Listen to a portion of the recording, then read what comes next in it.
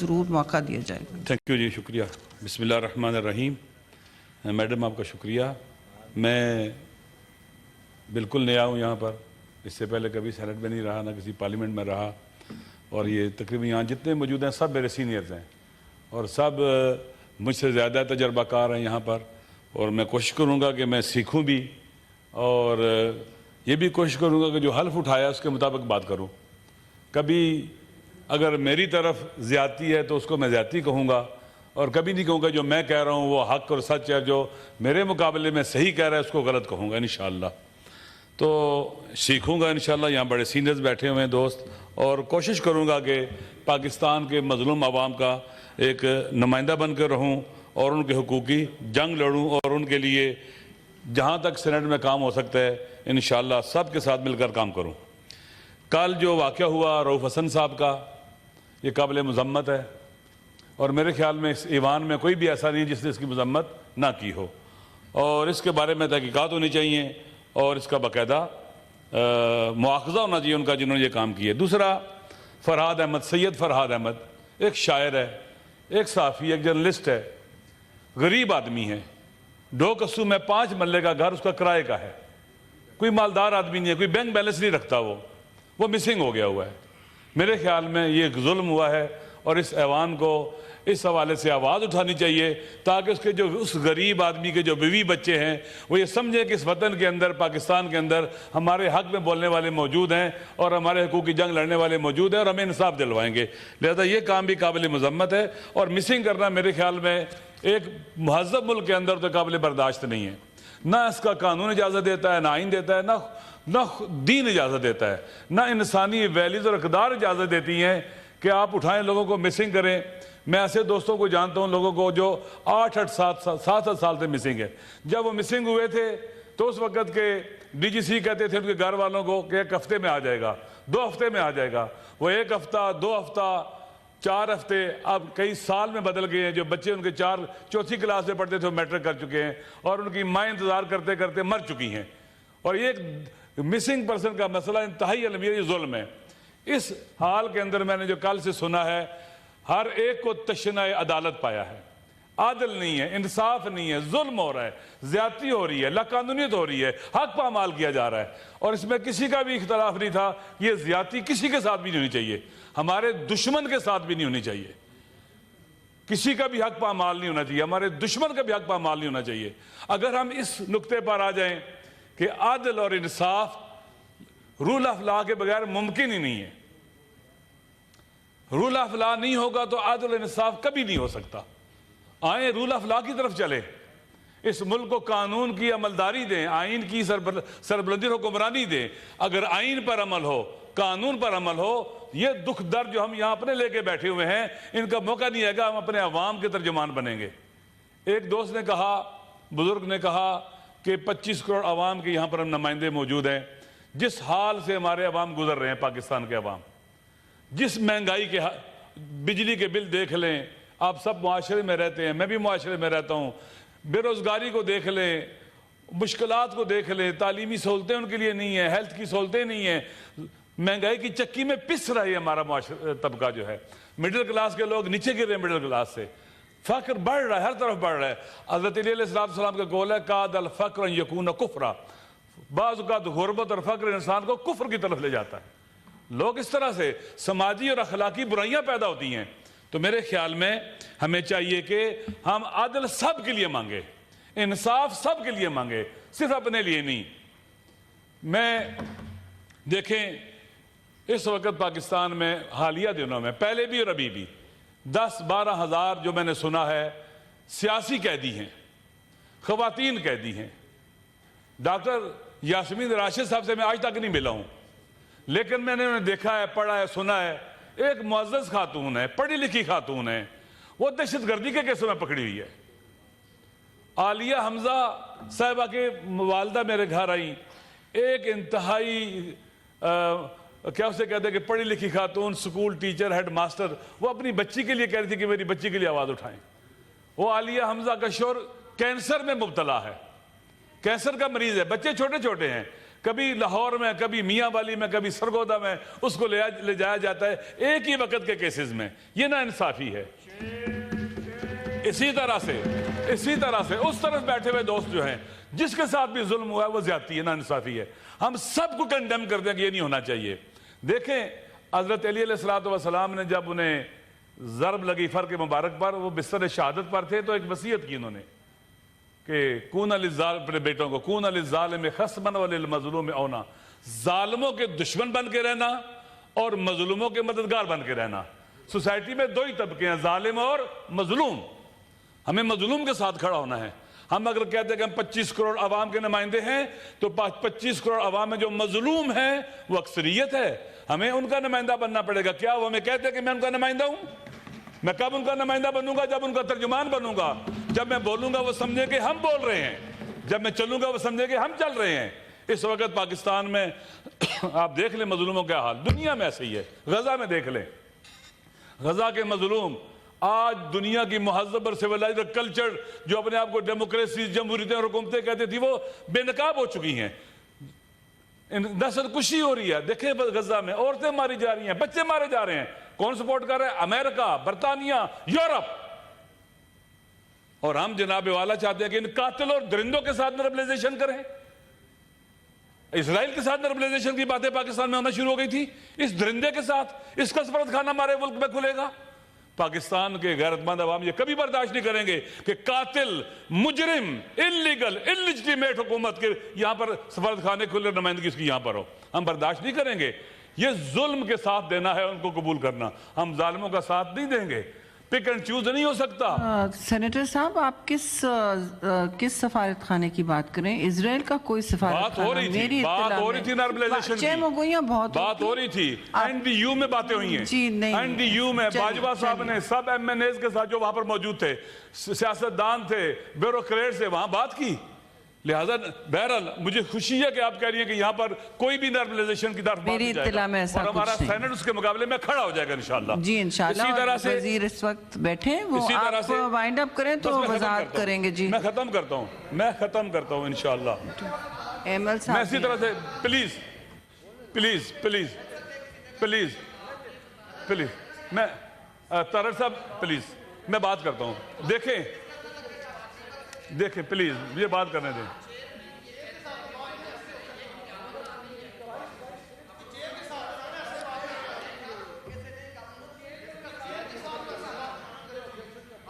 ابرو صاحب آپ اپنے پلیز آپ تجاوز کر رہے ہیں. اگر آپ کو رولز کا نہیں ادراک تو مجھے بھی آپ کو آپ کا مائک آن کرنے کا کوئی پلان نہیں ہوگا، منصوبہ نہیں ہوگا. بالکل چیئر رولنگ دے سکتے ہیں. آپ بیٹھ جائیے، تشریف رکھیں مولانا صاحب. سینیٹر صاحب آپ جاری رکھیں، نہیں تو آپ دونوں کا مائک بند. تھینک یو جی. آپ کو رولز کا نہیں پتا تو آپ تشریف لے جائیے. میری گزارش ہے کہ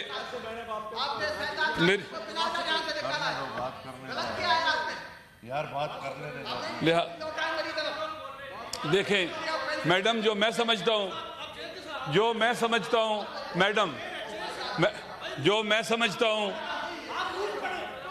آپ لوگ تمیز کے دائرے میں رہیں، پلیز. کسی کی حتک کرنے کی ضرورت نہیں ہے. میرے خیال میں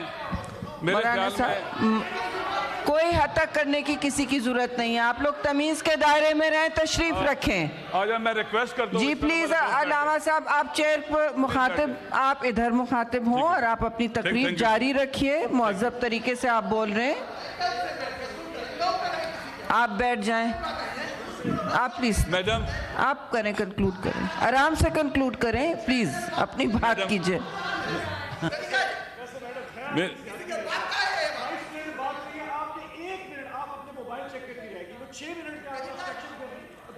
میں نے ان سے کہا ہے آپ آرام سے بات کیجئے، آپ تشریف رکھیے. حوصلہ کریں، آپ حوصلہ کریں. اون صاحب ان کو بات کرنے دیں، ان کا ٹائم مت دیں. جی مولانا صاحب. سینیٹر صاحب آپ جاری رکھیں. بالکل میرا حق ہے میں ان سے پوچھوں کہ سفارت خانہ کھل رہا ہے کہ نہیں. جی ٹھیک ہے.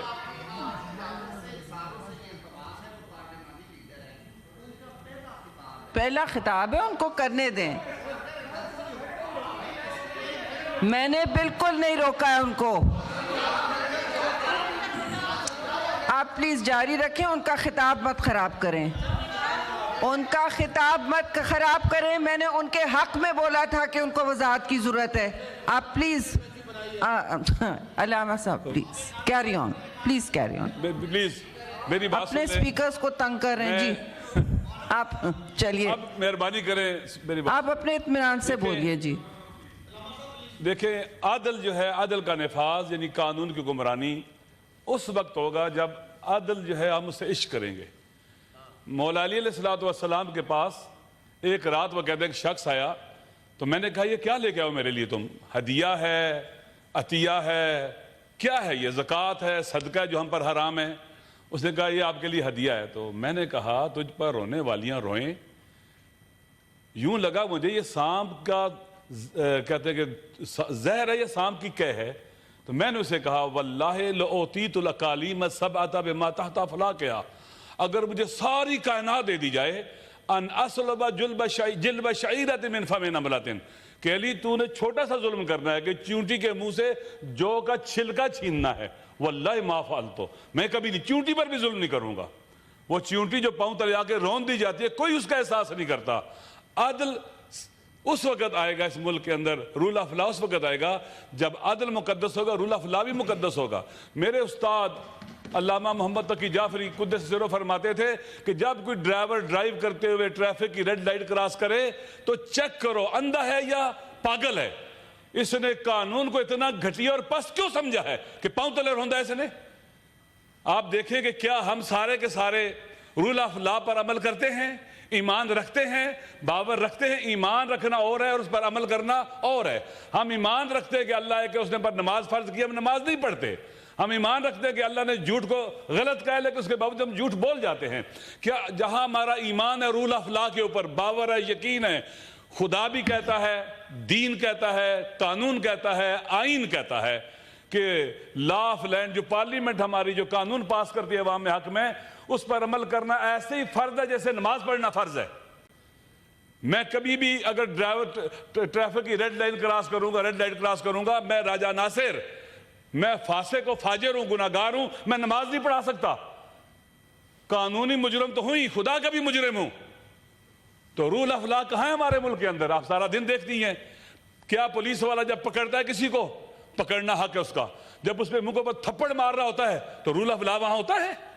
ایک انسان کی تحقیر و توہین، جسے اللہ نے کہا لقد کرمنا بنی آدم، میں نے انسان کو کرامت دے کے خلق کیا ہے. ظالم ترین انسان کے منہ پر بھی تھپڑ نہیں مارا جا سکتا. یہ رول آف لا نہیں ہے، لا کو اپنے پاؤں تلے پامال کیا گیا ہے. اس وقت اس ملک کی جو سب سے بڑی بیماری ہے اور رول آف لا کا نہ ہونا ہے، آئین پر عمل نہ ہونا ہے. میں چند دن پہلے میں چمن گیا تھا، چمن بارڈر پر گیا تھا. میں نے دیکھا وہاں ہزاروں لوگ دھرنے میں بیٹھے ہوئے ہیں، مظلوم ہیں، ان کی آواز کوئی نہیں سن رہا. کہتے کیا ہیں کہ کچھ لوگ ادھر رہتے ہیں، بارڈر سے زمینیں ادھر ہیں، ان کا آنا جانا تھا، روزگار بھی لگا ہوا تھا. انہیں کہا گیا پاسپورٹ بنواؤ اور ویزے لگوا کے آؤ جاؤ. حالانکہ میں نے سنا کہ ایران کے ساتھ جو پاکستان کا بارڈر ہے وہاں پر ایک ٹریول لیٹر ملتا ہے یا کوئی اس طرح کی چیز ملتی ہے جس پر وہ آتے جاتے ہیں. تو کیا یہ ہزاروں لوگ وہاں پر بیٹھے ہوئے ہیں کئی مہینوں سے، گرمی میں سردی میں، ان کی آواز کیوں نہیں سنی جاتی ہے؟ رول آف لا ہے؟ کوئی سن رہا ہے ان کی بات؟ اور لا کس لیے ہوتا ہے؟ سموتھ موو کرنے کے لیے، ہرڈل کھڑے کرنے کے لیے نہیں لا بنایا جاتا، قانون نہیں بنایا جاتا. وہ لا چلتا ہی نہیں ہے. اسی لیے قانون شکنیں بھی پیدا ہوتی ہیں کہ جب آپ ایسا لا بناتے ہیں جو افراد کو دیکھ کر، چند لوگوں کو دیکھ کر بناتے ہیں تو وہ لا قانون آگے نہیں بڑھتا ہے. اس لیے میری گزارش ہے کہ اگر ہم چاہتے ہیں کہ پاکستان میں امن آئے، عدل آئے، انصاف آئے، کسی کو نہ کوئی جج تکلیف دے سکے، نہ کوئی سپاہی، نہ کوئی کیا اسے کہ جس کے پاس بھی اختیار ہے. دیکھیں پاور کا مس یوز کہاں سے پیدا ہوتا ہے. میڈم میں نے جو پڑھا ہے، مطالعہ کیا ہے، میں آئی آر کا بھی اسٹوڈنٹ ہوں، پولیٹیکل سائنس کا بھی اسٹوڈنٹ ہوں، میں خود فلسفے کا استاد بھی ہوں، میں فقہ کا بھی استاد ہوں، پڑھاتا رہا ہوں. جب پاور پالیٹکس تمام برائیوں کی جڑ ہے. سیاست کی تعریف کیا کرتے ہیں آپ کہ اقتدار کے اصول کی خاطر جو سعی و تلاش کی جاتی ہے اسے سیاست کہتے ہیں آپ لوگ. اقتدار کے اصول کی خاطر جب اقتدار ہدف بن جاتا ہے، مقصد بن جاتا ہے، یہیں سے فساد پیدا ہوتا ہے. فرعون کیوں بنا؟ اقتدار کی خاطر، کہ اسے اقتدار یہ تھا ہر حال میں، بچے لوگوں کے مار رہا تھا، ماؤں کے بچے جو بیٹا پیدا ہونا تھا خطرہ تھا، اس کو ذبح کر دو۔ نمرود کیوں بنا؟ کیونکہ وہ پاور پالیٹکس کرتا تھا۔ یزید کیوں بنا؟ پاور پالیٹکس کرتا تھا، اس نے رسول کی بیٹیوں کے سروں سے چادریں چھین کر قیدی بنایا، انہیں بازاروں میں پھرایا، رسول کی اولاد کو ذبح کیا، ان کے سر نیزوں پہ بلند کیے، یہ پاور پالیٹکس ہے۔ عمر ابن سعد کو ابن زیاد نے کہا تو حسین کو قتل کر، تجھے رے کی حکومت دوں گا، یہ پاور پالیٹکس ہے۔ اس ملک کے اندر جو کچھ بھی ہو رہا ہے، اگر پالیٹکس پاکستان کا آئین، یہ پاور پالیٹکس کو پاکستان کا آئین ممنوع قرار دیتا ہے۔ آپ کا آرٹیکل 1 کہتا ہے کہ حاکمیت اعلیٰ اللہ کی ہے، اقتدار اعلیٰ اللہ کا ہے، ہم اس کے مالک نہیں ہیں، ہمارے پاس امانت ہے۔ دیکھیں جب کوئی بچہ پیدا ہوتا ہے باپ اس کا ولی ہوتا ہے، اولاد کا ولی باپ ہے۔ اللہ نے کہا کہ باپ ولی ہے اولاد کا، کب تک ولی ہے؟ جب اولاد کے جو انٹریسٹ ہیں ان کی حفاظت کرے، اگر اولاد کے انٹریسٹ کو وائلیٹ کرے، نقصان پہنچائے، اس کی ولایت اللہ کی طرف سے ختم ہو جاتی ہے۔ تو آپ دیکھیے ہمارے پاس اقتدار اعلیٰ اللہ کا ہے، امانت ہے ہمارے پاس، الیکٹڈ ممبروں کے پاس امانت ہوتی ہے وہ پاکستان کے ان کے آئین کے تحت۔ میں عرض کروں کہ ہم لبرل ڈیموکریسی کی ڈیفینیشن کرتے ہیں کہ عوام کی حکومت عوام کے ذریعے عوام پر، پاکستان کا آئین یہ نہیں کہتا، وہ کہتے ہیں اللہ کی حکومت منتخب صالح صادق امین نمائندوں کے ذریعے عوام پر، حکم اللہ کا چلے گا، حکومت اللہ کی ہوگی۔ اسی لیے آپ نے کہا قرآن و سنت سپریم ہے، اس لیے آئیڈیالوجیکل کونسل بنائی گئی ہے۔ تو اقتدار جس کے پاس آتا ہے اس کا مالک نہیں ہے۔ اگر اسٹیبلشمنٹ الیکٹڈ پرائم منسٹر کو پھانسی لگواتی ہے تو پاور پالیٹکس کی وجہ سے ہے، ججز کو استعمال کرتی ہے، جس کو بھی استعمال کرتی ہے، یہ پاور پالیٹکس کی وجہ سے کہ اقتدار اپنے ہاتھ سے نہیں جانے دینا چاہتے اور ملک تباہ ہو جائے، ٹوٹ جائے، برباد ہو جائے۔ اس لیے ضروری ہے کہ ہم پاکستان کے آئین کے مطابق چلیں، پاکستان کا آئین جو ہمیں کہتا ہے اس پر عمل کریں۔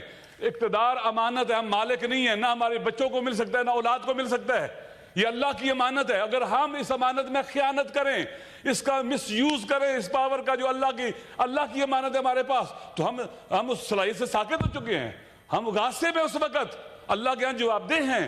ان السمع والبصر والفؤاد کل اولئک کان عنہ مسئولا، ہم جو دیکھتے ہیں، جو سنتے ہیں، جو بولتے ہیں، جو فکر کرتے ہیں، خدا کی بارگاہ میں جواب دہ ہیں میڈم۔ لہٰذا پاکستان کو آئین کے مطابق چلایا جائے۔ آج جو لوگ جیلوں میں پڑے ہیں، کوئی بھی ہے بے گناہ ہے، پی ٹی آئی کے ہیں، عمران خان صاحب ہیں یا کوئی اور بھی ہیں، جو بھی بے گناہ ہے، وہ نون لیگ کا ہے، وہ پیپلز پارٹی کا ہے، کسی بھی پارٹی کا ہے، یا کسی پارٹی کا نہیں مظلوم ہے، ہم سب کی ذمہ داری ہے کہ ان کے لیے آواز اٹھائیں، ہم ان کے لیے بولیں، یہاں سے شروع کریں۔ جب ہم عوام کے لیے بولیں گے، لوگ ہمارے لیے بولیں گے۔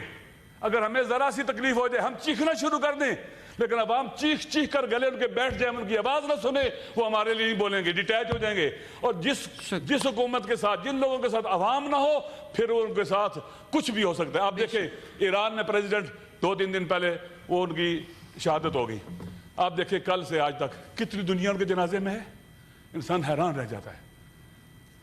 وہ شخص ایک دن چھٹی نہیں کی 3 سال میں، اس نے ویکینڈ کے اوپر وہ عوام میں جاتا تھا، مظلوم محروم علاقوں میں جاتا تھا، ان سے ملتا تھا، اور پھر عوام کے ساتھ تعلق ہے۔ انہوں نے 28 جون کو within 50 days نئے صدر کے انتخابات کی تاریخ طے کر دی ہے۔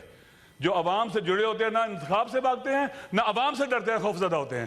اگر ہم عوام کے حقوق کے لیے لڑیں گے، ہم کوئی چھٹی نہیں کریں گے، جائیں گے، ہم سب جائیں، ہم سینیٹرز ہیں، ہم جائیں بلوچستان کے مظلوم اور محروموں کے پاس، انگیج کریں ان کو، ہاریوں کے پاس جائیں، مزدوروں کے پاس جائیں، پچھڑے ہوئے کچلے طبقے کے پاس جائیں، انہیں انگیج کریں، آپ ہمارے بھائی ہیں، ہم آپ کے لیے لڑیں گے، مریں گے، وہ ہمارے لیے بھی اٹھیں گے، پاکستان کے ساتھ کھڑے ہو جائیں گے، پاکستان آگے بڑھ جائے گا۔ آج اس حال میں پہنچ چکا ہوا ہے، یہ پاور پالیٹکس کا نتیجہ ہے۔ پاور پالیٹکس کی وجہ سے پاکستان ٹوٹا ہے، پاور پالیٹکس کی وجہ سے یہاں پر کھلواڑ کھیلا گیا ہے، آئین کے ساتھ، دستور کے ساتھ، عوام کے ساتھ، اور آج بھی کھیلا جا رہا ہے۔ انشاءاللہ مجھے امید ہے کہ اگر ہم عوام کے لیے اٹھیں گے، ابھی گلگت بلتستان میں آپ دیکھ لیں، آخری بات، گلگت بلتستان میں حساس علاقہ ہے، وہاں پر ابھی آپ دیکھیں SAF کے ذریعے لوگوں کی زمینیں لی جا رہی ہیں، وہاں کے لوگ ناراض ہیں، کشمیر کی طرف خدا نہ خواستہ وہاں صورتحال پیدا نہ ہو جائے۔ وہاں پر یونیورسٹی کے لیے بلتستان میں وائس چانسلر کا انتخاب ہونا ہے، کتنا عرصہ نہیں ہوا ہے، اور ایک ایسے بندے کو مسلط کیا جا رہا ہے جو لوگ پسند نہیں کرتے، اور اس کے مقابلے میں بہترین لوگ ہیں، کوئی جی سی کا ہے، کوئی یونیورسٹی کا وائس چانسلر رہ چکا ہے، کوئی اور یونیورسٹی کا، ان میں سے کسی کو بنا دیں، لوگ قبول کرنے کو تیار ہیں۔ جو پہلا ہے وہ وہاں لوگوں کی نظروں میں بدنام ہے، تعلیمی اداروں میں لوگ برداشت نہیں کرتے۔ میری گزارش یہ ہے کہ ہماری حکومت جو ہے عوام کے ساتھ کھڑی ہو، عوام کی آواز، عوام کا ترجمان بنے، عوام کا ساتھ دیں، اور خدا نہ خواستہ عوام اگر چیز کو